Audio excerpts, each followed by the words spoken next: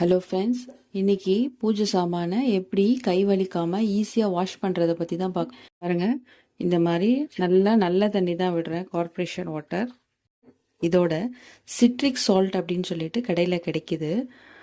பார்க்கறதுக்கு சக்கரை மாதிரி, அதாவது கிறிஸ்டலாக நல்லா ஷைனிங்காக இருக்கும். இந்த பாருங்கள், இதை 1 ஸ்பூன் போடுறேன், 2 ஸ்பூன் போடுறேன்.